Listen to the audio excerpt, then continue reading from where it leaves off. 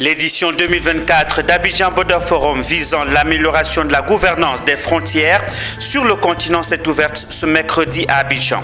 Frontières vertes entre ressources naturelles partagées et défis de sécurité est le thème de cette édition. Et de 60 pour le groupe Fraternité Matin. Il y a 60 ans, le plus ancien des journaux de Côte d'Ivoire, Fraternité Matin, voyait le jour. Un anniversaire qui a débuté ce 22 octobre 2024. Du 22 au 25 octobre se tient à Abidjan l'atelier de formation des formateurs du ministère de l'enseignement technique, de la formation professionnelle et de l'apprentissage. Un atelier qui a pour but de fournir aux auditeurs les compétences nécessaires pour produire des ressources pédagogiques adaptées aux besoins des apprenants. La chaire UNESCO de l'Université Alassane Ouattara célèbre sa deuxième promotion des formations certifiantes. Le 12 octobre 2024, elle a accueilli la cérémonie de graduation de la deuxième promotion des auditeurs de la chaire UNESCO Anticipation, Prospective et Territoire durable. À l'entame de cette édition, l'ouverture ce jour du Forum sur les frontières à Abidjan. Abidjan Border Forum. Après la première édition en 2022, revoilà encore à Abidjan le rendez-vous panafricain des acteurs frontaliers. Deuxième édition, Abidjan Border Forum 2024, placé sous le thème Frontières vertes, environnement et ressources partagées, a ouvert ses portes ce mercredi et ce pour 3 jours au parc des expositions de Port-Bouilly. 3 jours de panels, de communication, de networking et de partage d'expériences, nous disent Issa Badini et Marius Seri. Souhaiter plein succès aux diverses et différentes activités qui vont meubler pendant ces 3 jours de forum.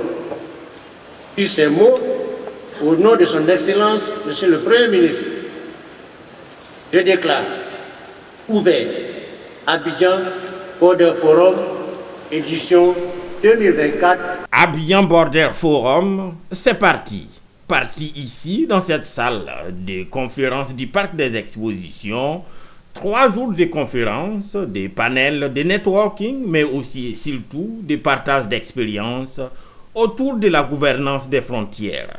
À la manette de cette deuxième édition, la Commission de l'Union africaine en partenariat avec l'État de Côte d'Ivoire. Il devient donc évident qu'une meilleure gouvernance et un développement socio-économique harmonieux et durable des zones frontalières constituent un rempart essentiel pour faire face à la fragilité des zones frontalières, notamment concernant la menace terroriste, et un levier important de leur développement et celui de nos États. Des universitaires, des praticiens, des OSC, des communautés frontalières, c'est plusieurs centaines de personnes venues d'horizons et de contrées divers et qui prennent part à ces forums panafricains des frontières. Des participants mais aussi des exposants aux attentes diverses. Il y a des forêts aux frontières, il y a de la faune aux frontières et il y a des ressources en eau que nous avons en partage sous forme de bassins avec les autres pays. Donc pour nous, ce Abidjan Border Forum est très important parce que nous voulons faire savoir à Abidjan Border Forum que nous avons des intérêts aux frontières. Déjà, Analytique International était présente lors de la première édition et nous croyons à ce type de mouvement panafricain sur les frontières. Frontières vertes, environnement et ressources partagées, le thème de l'édition. Abidjan Border Forum attend 5000 participants durant ces 3 jours. Poursuivons avec cette formation en évaluation d'impact des politiques publiques. L'École nationale supérieure de statistique et d'économie appliquée, ENCA, a organisé le mardi 22 octobre 2024 un colloque et une cérémonie de certification de la première promotion du certificat en évaluation d'impact des politiques publiques. L'objectif visé est de promouvoir l'importance de l'évaluation rigoureuse pour améliorer la conception et l'efficacité des politiques publiques en Côte d'Ivoire. Diane Cablancan, Marius Seri. Face aux enjeux auxquels fait face la Côte d'Ivoire en matière de développement et d'efficacité des politiques publiques, la nécessité d'évaluer rigoureusement les impacts des actions gouvernementales n'a jamais été aussi pressante. Lancée à Abidjan, École nationale supérieure de statistique et d'économie appliquée marque une étape importante dans cette démarche avec sa cérémonie de certification de 28 auditeurs, tous issus de la fonction publique, ayant suivi une formation spécialisée en évaluation d'impact des politiques publiques. Rigoureuse, c'est une formation qui est en réponse à une politique décidée par le gouvernement de Côte d'Ivoire après la loi sur l'évaluation des politiques publiques.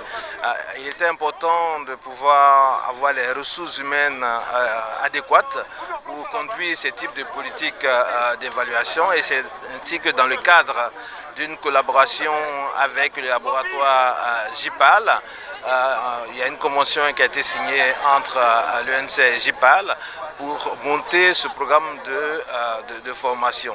Au cours de la cérémonie, ces 28 diplômés ont reçu leur certificat qui symbolise leur engagement vers l'amélioration continue des processus décisionnels basés sur des données probantes. En parallèle, ces fonctionnaires ont eu l'opportunité de présenter les projets développés durant leur formation, illustrant ainsi l'application concrète des concepts appris. Une satisfaction totale. Comme le directeur de l'NCA le disait tout à l'heure, nous avons besoin de compétences pour réaliser les études d'évaluation. Le ministère de l'économie et du plein développement est le ministère qui élabore le plan national de développement. Les 9 mois de formation étaient tellement édifiants. Nous avons parcouru, toutes les notions clés de l'évaluation, notamment et plus précisément de l'évaluation d'impact. Il faut dire que l'évaluation d'impact, l'évaluation et l'évaluation d'impact est bienvenue dans nos politiques parce que l'évaluation nous permettra de promouvoir la redevabilité de nos politiques publiques. La formation de cette première promotion ouvre la voie à une administration publique très efficace, fondée sur l'analyse rigoureuse et la prise de décision informée. L'actualité, c'est aussi cet anniversaire du groupe Fraternité Matin. Il y a 60 ans, le plus ancien des journaux de Côte d'Ivoire, Fraternité Matin, voyait le jour. C'était le 9 décembre 1964. En cette année 2024, le groupe va donc célébrer son 60e anniversaire à travers une série d'activités sous le signe de l'espérance d'une ère nouvelle. Les festivités de célébration de ce 60e anniversaire a démarré le mardi 22 octobre 2024 par une conférence de presse animée par son directeur général. Autre précision avec Konena Nourgo et Richard Akeke. Une autre bougie, la 60e pour être plus précis, pour le groupe Fraternité Matin. Créé le 9 décembre 1964, le plus ancien journal de Côte d'Ivoire aura 60 ans le 9 décembre 2024. Un événement que la direction générale entend célébrer en grande pompe à travers 16 activités, dont cette conférence de ce mardi 22 octobre, marquant le lancement officiel des festivités. On se sent heureux. Je veux dire, je ne pensais pas fêter 60 ans à Fraternité Matin. C'est les circonstances de la vie. Mais ça fait plaisir donc de pouvoir fêter 60 ans à Fraternité Matin. On avait fait les 55 ans, j'étais là. Mais Dieu merci, je suis là pour les 60 ans. Donc c'est avec plaisir que je vais faire les 60 ans de Fraternité Matin.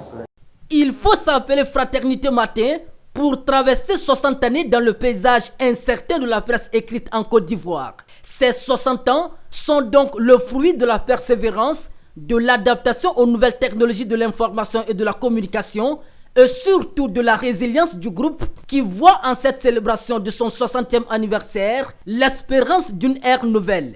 Pour nous, 60 ans, c'est déjà 60 ans de résilience. Et puis au-delà de ça aussi, c'est vraiment, comme je disais, une nouvelle ère d'espérance parce qu'on est vraiment dans l'innovation. Parce qu'avec les mutations qu'on connaît aujourd'hui dans le segment de tout ce qui est transition numérique, etc., Fraternité Matin donc a embrassé cette transition-là. Donc on est vraiment dans l'innovation. Au niveau externe, c'est surtout de dire au marché que Fraternité Matin est en train de faire sa mue. Fraternité Matin va encore hausser son niveau pour permettre justement à nos lecteurs d'être à l'aise. Et pour ce faire, nous avons entrepris une transformation importante où aujourd'hui, avec le digital, ils auront toutes les informations sans avoir à se déplacer. À partir de ce mardi 22 octobre, une série d'activités sera menée, notamment le branding, des activités sportives, une célébration de proximité, des expositions photos et des visites fraternelles. Le clou de cette célébration des 60 ans du groupe Fraternité Matin sera le dîner gala annoncé pour le 9 décembre 2024. Cette célébration est placée sous le patronage de la première dame de Côte d'Ivoire et le parrainage du vice-président de la République.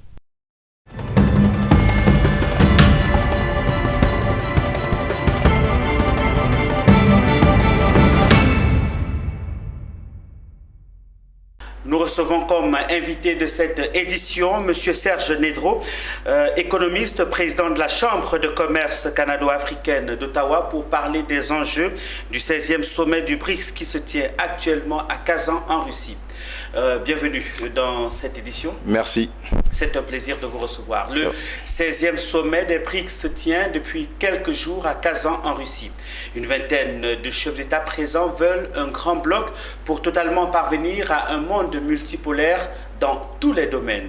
Sous nos yeux donc, M. Serge Nedro, c'est désormais une réalité. Le monde ne sera plus dominé uniquement par l'Occident et le G7 uniquement. Il faudra désormais compter avec les BRICS qui sont réunis depuis quelques jours à Kazan en Russie. Qu'est-ce qui fait la particularité de cette 16e rencontre, de ce 16e sommet, à votre avis ? Je vous remercie de m'avoir invité sur votre plateau télé. Évidemment, nous assistons à un 16e sommet des BRICS, qui est une rencontre annuelle des membres de l'association BRICS. Et cette rencontre revêt aujourd'hui un caractère spécial, et spécial à cause évidemment des enjeux que nous avons. Nous faisons face à deux types d'enjeux majeurs, des enjeux géopolitiques, des enjeux économiques. Au plan géopolitique, il faut dire que c'est un enjeu spécial ou important pour la Russie elle-même, qui est en confrontation ou qui est dans une opération spéciale de là où on se situe, qui est en guerre ou dans une opération spéciale depuis 2022, février 2022, et donc qui se trouve plus ou moins isolé sur la scène internationale par les pays occidentaux. Donc le fait pour le président Poutine... Avec en tête les États-Unis. Avec en tête les États-Unis, donc le fait pour le président Poutine de recevoir évidemment tout le monde, tous les différents dirigeants du monde, tels que le président Xi Jinping, qui est le président chinois, tel que Modi, qui est le président indien, tel que, j'ai envie de dire, le président brésilien, c'est vraiment un événement important pour lui, et ça montre que la Russie n'est pas isolée et que le président Poutine n'est pas isolé, qui est sous le coup d'un mandat d'arrêt, comme vous le savez très bien.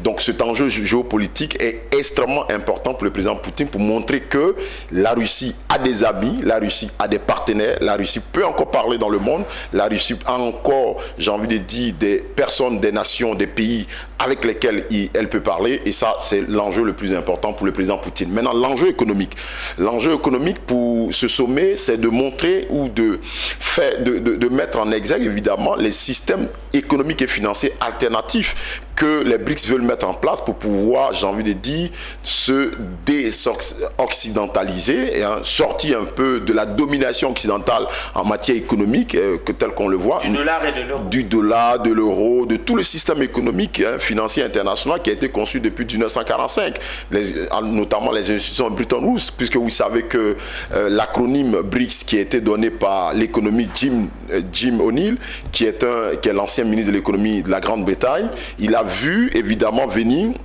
lorsqu'il travaillait à Goldman Sachs, il a vu venir ces pays émergents qui allaient prendre la place dans les 20-30 prochaines années. Il faut dire que dans les années 2006, ces pays ont demandé à ce qu'il y ait le reflet de leur poids économique dans les institutions de Bretton Woods telles que le FMI, la Banque mondiale, c'est que les Occidentaux ont évidemment refusé, et ce qui les a amenés à créer cette institution alternative pour pouvoir évidemment lutter ou avoir une part importante dans l'économie mondiale. Serge Nedro, il y a désormais le bloc du G7 et celui des BRICS. Quelle comparaison pouvez-vous en faire ?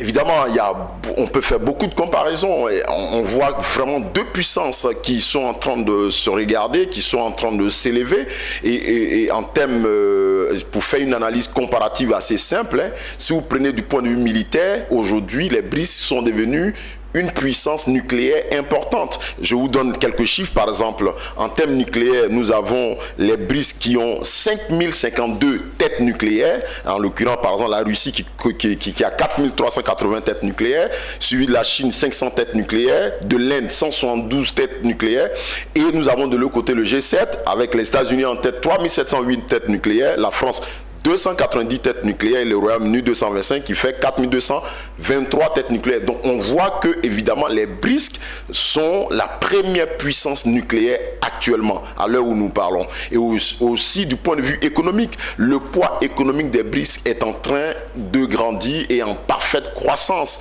Aujourd'hui les BRICS par exemple possèdent un taux de croissance de 4,4% contrairement au G7 qui possède un taux de croissance de 1,7%. Et même là encore, au plan démographique, on a une population énorme. Les BRICS, par exemple, possèdent 3,5 milliards, environ 3,5 milliards de population dans le monde, qui fait environ 46% évidemment de la population mondiale. Donc on voit là un groupe puissant qui s'élève, qui va de l'avant, et je crois que ça doit inquiéter vraiment le monde occidental. On rappelle à nos téléspectateurs qu'il y a quand même quelques pays africains qui font partie justement des BRICS. Évidemment.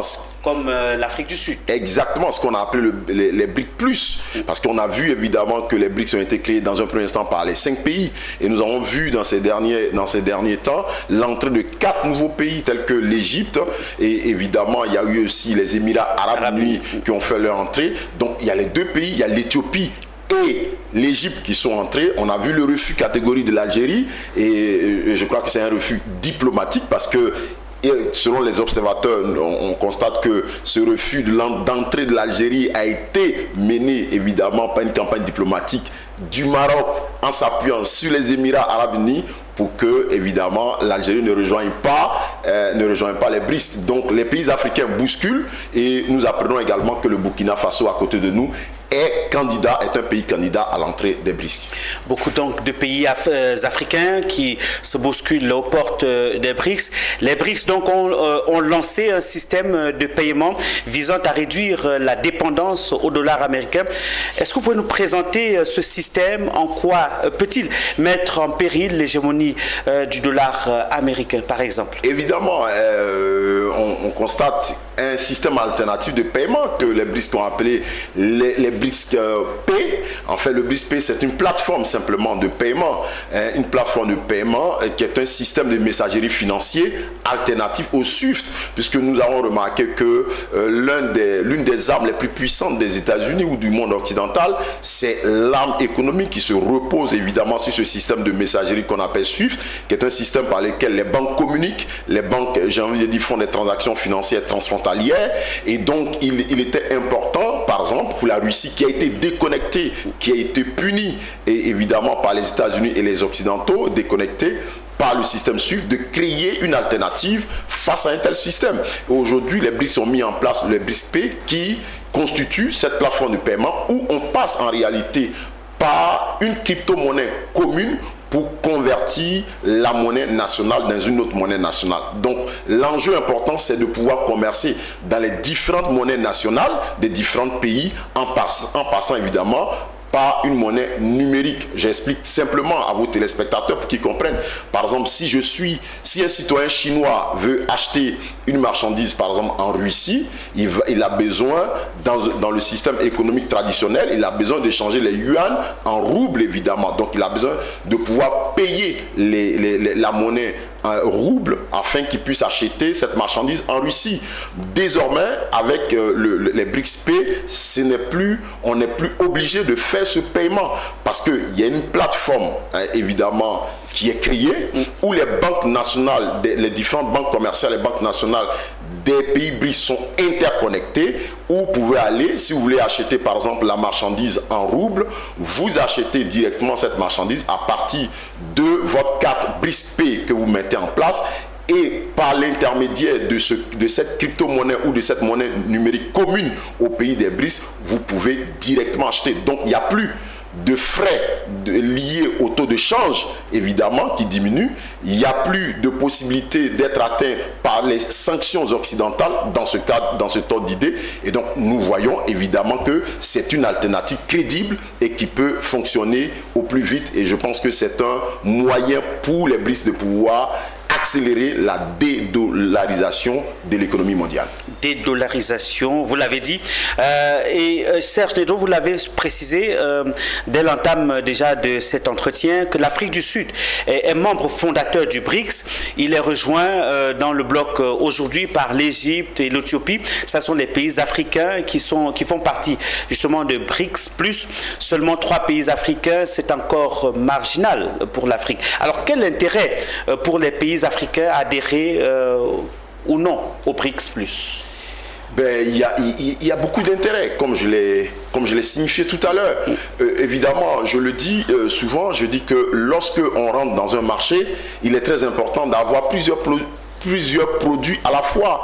Et je pense que l'économie se repose, ce qu'on appelle sur la concurrence, le marché, c'est ça. Et donc aujourd'hui, les Africains ont la possibilité d'avoir 2 systèmes alternatives qui s'opposent, mais qui sont des alternatives pour les Africains. Donc les Africains ont l'avantage de discuter à la fois avec les BRICS et discuter avec le G7.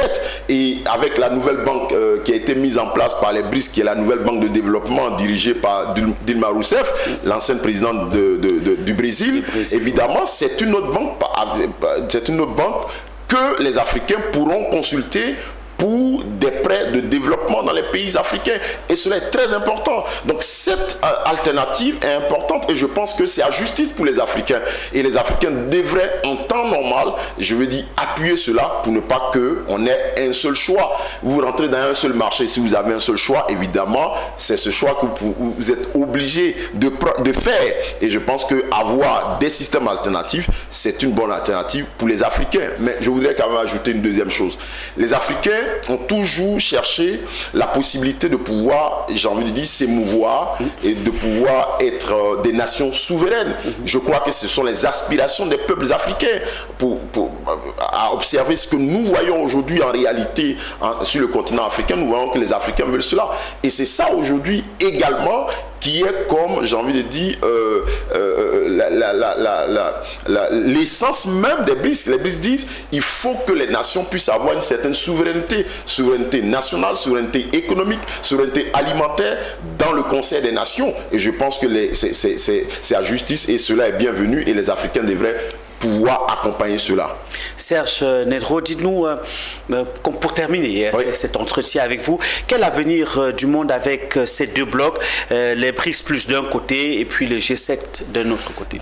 On rentre activement dans ce monde multipolaire qui avait déjà été évidemment annoncé par d'éminents économistes, par d'éminents philosophes qui ont dit que nous rentrons, ou d'éminents géopolitologues qui ont dit que nous rentrons dans une sphère où il va avoir 2 blocs et 2 blocs qui vont se regarder, non plus simplement que 2 blocs vont se regarder du point de vue militaire, parce qu'on a connu quand même ces 2 blocs avec le pacte de Varsovie et avec l'OTAN en face. Mais là, nous rentrons dans 2 blocs qui vont se regarder militairement, mais aussi économiquement. C'est là toute la différence en réalité dans l'ère dans laquelle nous rentrons. Et ces 2 blocs, parce que nous les voyons aujourd'hui, lorsqu'on parle des BRICS, tout le monde parle des BRICS, mais n'oubliez pas que derrière le BRICS, il y a un instrument militaire qui est là.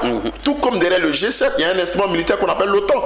Mais il y a un instrument militaire qui est l'organisation de la coopération de Shanghai, qui est l'OCS en réalité, qui est un organisme militaire qui avait été évidemment conçu dans les premiers instants pour traiter les contentieux militaires qu'il y avait entre la Russie et la Chine, mais qui s'est transformé aujourd'hui en une véritable alliance stratégique et qui a été rejoint par l'Inde, qui a été rejoint également, je crois bien, par le Pakistan et par d'autres pays. Et on voit aujourd'hui des exercices militaires très poussés qui se font dans les eaux internationales. Donc on constate que les 2 blocs sont en train évidemment de se croiser sur les 2 plus grandes sphères dont on a besoin pour contrôler le monde, c'est-à-dire la sphère militaire et évidemment la sphère économique. Et là, cette bataille, elle va évidemment se poursuivre. Mais nous qui sommes les membres de la population de la Terre, nous voulons que cette bataille se poursuive uniquement que sur le terrain économique. Nous voulons pas de guerre chaude, peut-être des guerres froides comme nous les constatons, mais de plus en plus, on constate véritablement cette guerre chaude qui est en train de venir avec ce qui se passe en Ukraine.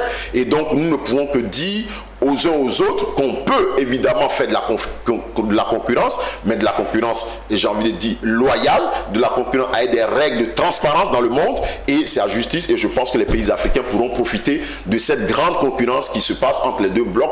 Et j'ai envie de conclure, peut-être qu'en disant cela, peut-être qu'entre ces deux blocs qui font la guerre, c'est aux pays africains de s'organiser, de se rencontrer et faire parler leur voix. Et c'est là que l'Afrique pourra devenir le centre, sinon l'épicentre de ces deux blocs, et emmener les deux blocs à se concilier et à faire des règles qui puissent arranger toutes les nations de la terre et nous permettre d'aller vers la paix, la prospérité, vers une population qui vit de son travail et qui peut évidemment profiter de son produit intérieur brut et qui peut profiter de la croissance mondiale.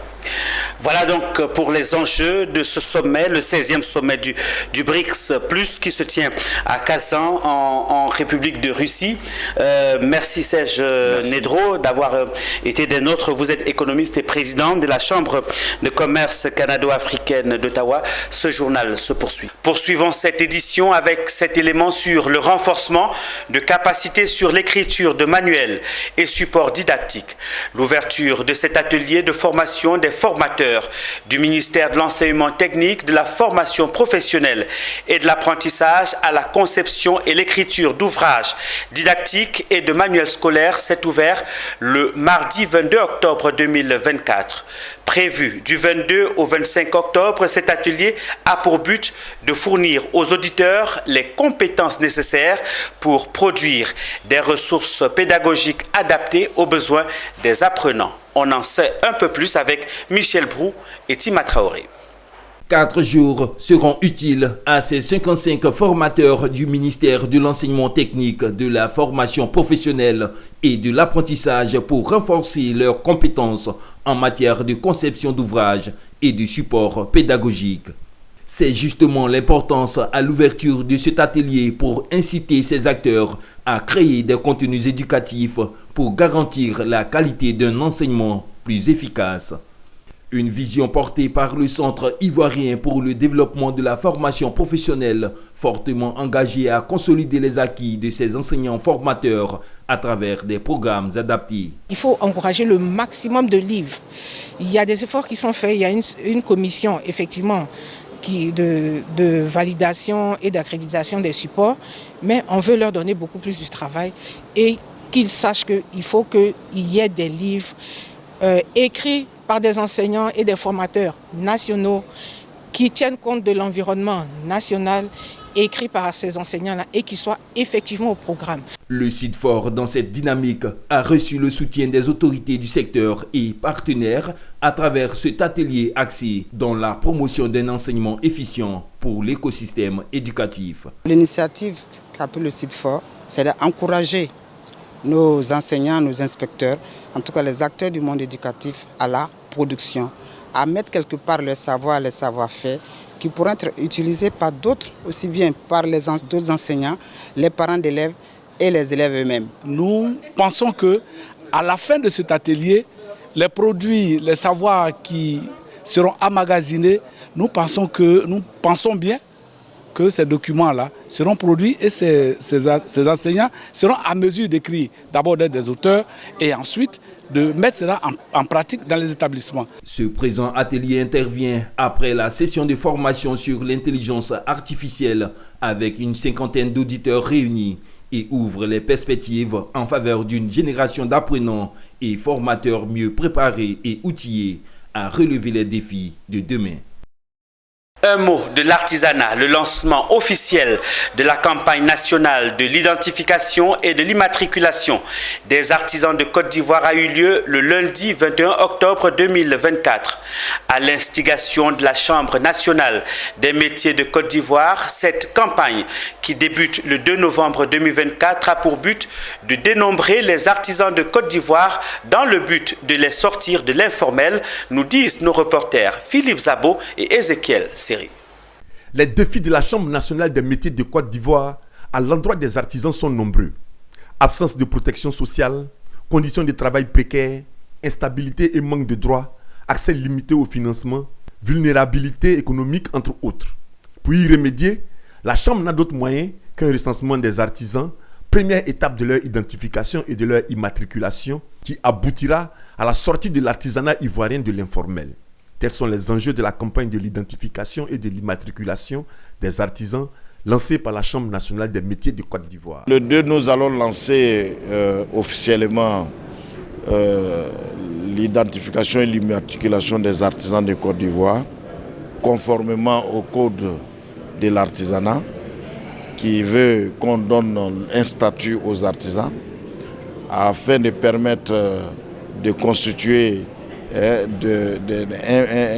une base de données afin de permettre au gouvernement de faire les politiques sectorielles et aussi de permettre aux artisans de se former et de renforcer leurs capacités. Donc ce que nous devons retenir ici, tous ceux qui pensent qu'ils ont le statut d'artisan doivent se conformer à la loi en allant s'immatriculer auprès de la Chambre nationale des métiers et dont nous allons déployer nos agents sur le terrain pour pouvoir faire ce travail. Les gens n'ont pas tous été bien formés et aujourd'hui nous avons mis l'accent vraiment sur le renforcement des capacités. Si nous voulons être un pays émergent, si nous voulons vraiment aller de l'avant, maîtriser le secteur dont nous exerçons, c'est de passer par la formation. Et là, aujourd'hui, nous avons beaucoup d'accent là-dessus avec l'AGFOP, avec l'école La Deuxième Chance, avec l'Académie des Talents, avec la VAE, avec tous les certificats, tous les tests. Aujourd'hui, nous avons mis l'accent sur la formation. Et je pense que si nos artisans sont formés, sont bien formés, ils seront très compétitifs et puis nous allons réussir la réforme. L'identification et l'immatriculation des artisans se fera de deux manières, soit à l'aide de moyens digitaux ou par le biais d'agents recenseurs, dont 2500 seront déployés sur toute l'étendue du territoire national. BMI World Financial Service en est l'opérateur technique. Il a fait une démonstration au cours de ce déjeuner de presse. L'actualité régionale à présent, direction Yamoussoukro, la capitale politique de la Côte d'Ivoire qui a accueilli le lancement de la 24e édition de l'Open Golf doté du trophée Félix Houphouët-Boigny. Cette édition a eu lieu au Président Golf Club à Yamoussoukro en présence de plusieurs sponsors et du directeur régional du sport représentant le ministre de tutelle. Le golf, comme tout autre sport, a pour objectif le mieux-être et de développer la confiance en soi. Pour cette 24e édition qui regroupera 25 pays venus des 4 coins du monde, plusieurs innovations ont été mises en place avec un esprit de faire du golf un véritable catalyseur dans la sous-région. Monsieur le Président, je voudrais saluer votre action managériale qui vise à faire du golf un catalyseur du développement économique et social. À cet effet, le ministre délégué auprès du Premier ministre, ministre des Sports et du cadre de vie, chargé des Sports et du cadre de vie, vous apportera son soutien indéfectible afin de vous permettre d'accomplir votre noble mission pour le bonheur et le bien-être de la population. Le président de la fédération veut redynamiser le golf en Côte d'Ivoire. Alors la particularité de ce golf, c'est qu'autour de la compétition, il y a un certain nombre d'activités qui vont se greffer. Notamment, il y a des conférences sur des thèmes en lien avec le golf. Une conférence sur un thème qui concerne donc l'impact du golf sur le développement économique et social du pays. L'impact également du golf sur l'employabilité des jeunes.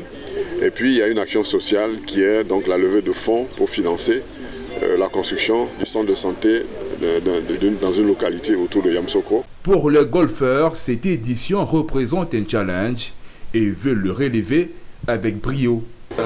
Tout comme les autres sports, moi à la rigueur, je dis que c'est une compétition. Donc nous les Ivoiriens, on va essayer de donner le meilleur de nous-mêmes pour essayer de relever le drapeau ivoirien. On sait que sur le terrain de football, ce n'était pas évident.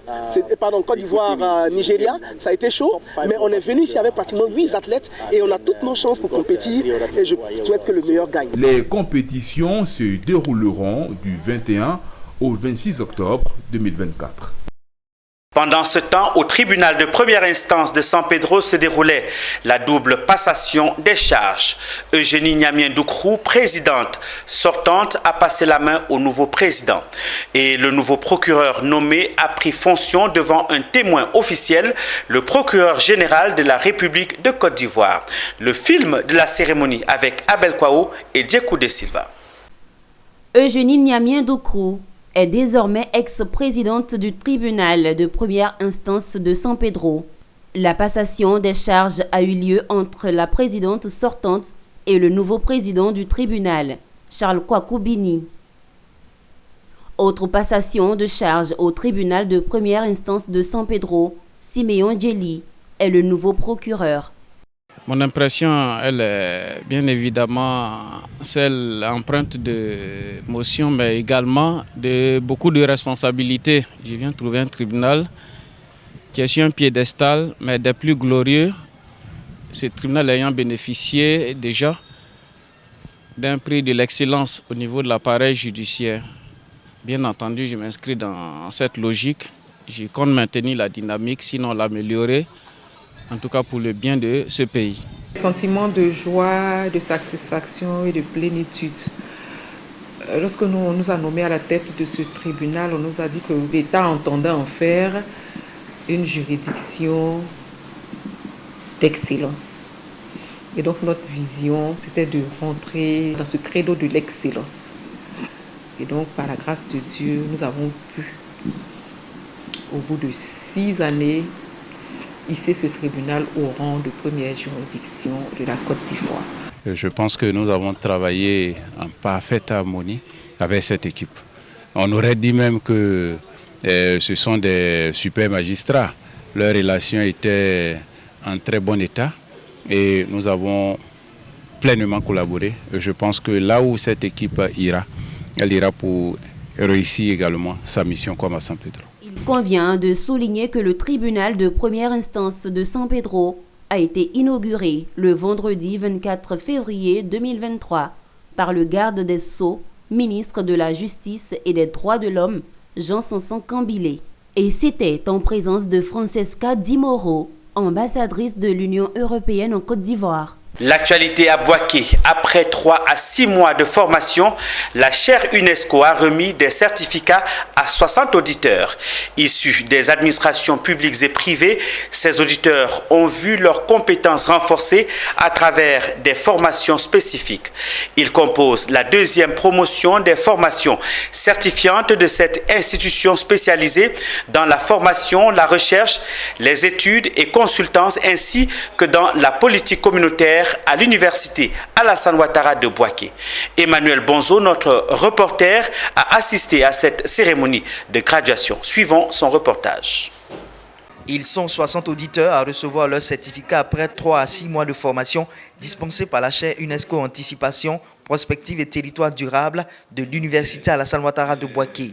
Issus de l'administration publique et privée, ces diplômés ont bénéficié d'une formation en ligne et en présentiel, donnant droit à la délivrance de 8 certificats. Cette vague constitue la 2e promotion des formations certifiantes de cette chaire UNESCO. Pour la plupart, les auditeurs de ce certificat sont des professionnels. Et donc, dans un souci de recherche d'efficacité et puis de complémentarité, voilà, on vient faire ce certificat pour donner des chances à notre action administrative d'être meilleure et d'être plus efficace. En tant qu'administrateur territorial, il était donc important pour moi d'avoir une meilleure vision des différents projets gouvernementaux afin de pouvoir assurer non seulement la coordination sur le territoire et aussi connaître l'orientation véritable à l'endroit de nos populations. À la remise des certificats aux auditeurs, le titulaire de la chaire a rappelé le rôle de son institution à travers ses formations. Il s'agit en effet de donner une longueur d'avance aux cadres de nos administrations et aux décideurs de notre pays dans la gestion des affaires publiques et privées. Notre objectif à travers ces formations c'est de rendre notre administration publique et privée assez proactive pour ne pas que nous perdurions dans des perspectives ou dans des approches de navigation en vue. Parce que l'avenir est un domaine d'incertitude, l'avenir est fait aussi de complexité. Et au regard de toute cette complexité, il est bon que les gouvernants, il est bon que les décideurs soient suffisamment outillés pour pouvoir travailler dans un environnement d'incertitude. Les auditeurs qui viennent de sortir avec succès de cette belle formation puissent véritablement capitaliser ce qu'ils ont acquis ici. Cette cérémonie de graduation a été aussi l'occasion d'annoncer le lancement de nouvelles formations diplômantes, à savoir une licence en prospective et gouvernance territoriale pour le premier cycle, ainsi que 2 masters professionnels pour le second cycle. On termine ce tour de l'actualité dans nos régions par Ouangolodougou où les femmes burkinabées réfugiées au camp de Nyoronigué ont reçu le lundi dernier la visite des émissaires de l'ONU Femmes Côte d'Ivoire et du Japon. Venus avec les mains chargées de kits AGR, il s'agissait pour les visiteurs d'apporter un soutien humanitaire à ces communautés burkinabées fuyant le terrorisme. Ces actions de bienfaisance ont également été élargies aux populations hautes de Diawala. Ouattara Daouda. L'ONU Femmes et le peuple japonais au chevet des femmes burkinabées réfugiées à Nyoronigué dans le nord de la Côte d'Ivoire à travers le projet GSB 2023. Ils sont venus apporter un soutien humanitaire à cette communauté fuyant les exactions terroristes dans leur pays, le Burkina Faso. Au niveau des kits, des AGR, il y a des tricycles, des moulins multifonctions, une broyeuse et des étapes. ONU Femmes va continuer avec l'ensemble de tous ses partenaires à accompagner les associations bénéficiaires par des formations, par des renforcements des capacités techniques pour que les équipements puissent servir à ce pourquoi ils ont été donnés. Comme don, ce sont plusieurs kits AGR et agricoles qui ont été remis aux bénéficiaires. Une activité qui marque ainsi le démarrage de la distribution des aides humanitaires aux associations de femmes demandeuses d'asile du camp des réfugiés de Nyoronigué. ONU Femmes et le gouvernement japonais qui nous rejoint à travers le présent projet intitulé GSB 2023 Côte d'Ivoire. Ce projet vise donc à répondre aux besoins urgents des femmes et des jeunes filles affectées par cette crise et assurer leur participation pleine et entière à la réponse humanitaire. J'aimerais saluer ici, à ce stade de mon propos, les efforts soutenus du gouvernement ivoirien pour accueillir tous ces réfugiés demandeurs d'asile. Honorables invités, le Japon soutient les actions de la Côte d'Ivoire, qui, tout en mettant l'accent sur la démocratie et l'état de droit, contribue inlassablement à la paix et à la stabilité de la sous-région. Après la remise des kits, l'espace Maison des femmes a été inauguré au sein du camp des réfugiés de Nyoronigué. En images, avant de refermer ce journal, coupure d'Internet au Tchad. Les autorités tchadiennes interprètent les dernières interruptions d'Internet survenues dans le pays comme une manifestation de mauvaise foi ou même de sabotage de l'action gouvernementale, surtout que les abonnés suspectent le gouvernement de restreindre l'accès à l'Internet pour des motifs de sécurité.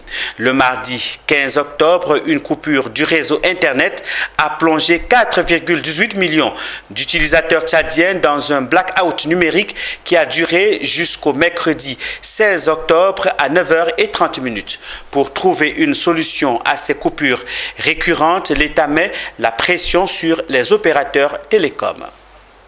C'est sur cette information que nous refermons cette édition proposée par la rédaction. Je vous retrouve dans nos heures habituelles de l'actualité. Merci de nous avoir suivis. Passez un très excellent moment en compagnie de nos programmes. Au revoir et à très vite.